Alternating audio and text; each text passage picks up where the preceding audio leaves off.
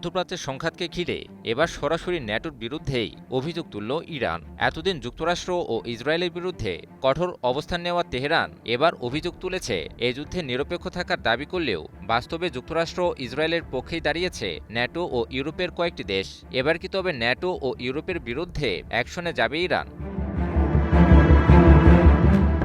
ইরানের বিরুদ্ধে মার্কিন ইসরায়েলি আগ্রাসনে ন্যাটোর ইচ্ছাকৃত সম্পৃক্ততার অভিযোগ এনে এর তীব্র নিন্দা জানিয়েছে ইরান।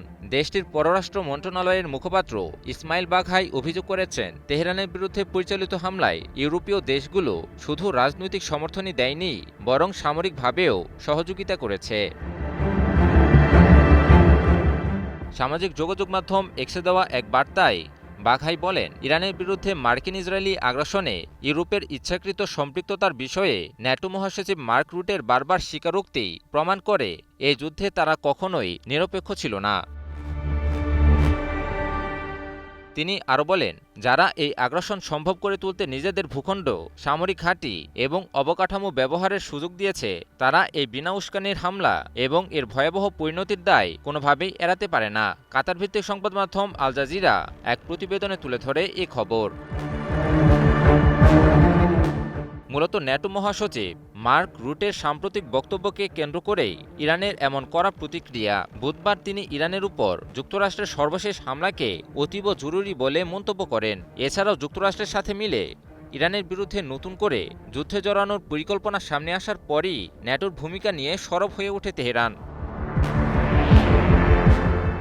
এর আগেও রুটে জানিয়েছিলেন, যুদ্ধ চলাকালে ন্যাটোভুক্ত দেশগুলো যুক্তরাষ্ট্রকে ব্যাপক রসদ সহায়তা দিয়েছিল। এমনকি যুদ্ধের প্রথম 6 সপ্তাহে ইউরোপের বিভিন্ন সামরিক ঘাঁটি থেকে বহু মার্কিন সামরিক বিমান উড্ডয়ন করেছিল বলেও দাবি করেন তিনি।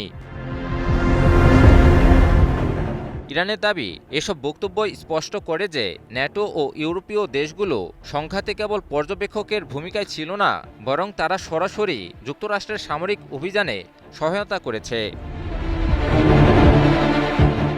প্রতি সপ্তাহে সর্বোচ্চবার বিকাশ পেমেন্টে 50 জন হবেন পেমেন্ট চ্যাম্পিয়ন। জিতে নিন টিভি সহ আকর্ষণীয় সব প্রাইজ। বিশ্লেষকদের মতে, ন্যাটোর বিরুদ্ধে ইরানের এই প্রকাশ্য অভিযোগ মধ্যপ্রাচ্যের চলমান সংকটকে আরও জটিল করে তুলতে পারে। একই সঙ্গে পশ্চিমা জোট ও তেহরানের মধ্যে কূটনৈতিক উত্তেজনা নতুন মাত্রা পাওয়ার আশঙ্কাও উড়িয়ে দেওয়া যাচ্ছে না। ইমন আলী, নিউজ 24।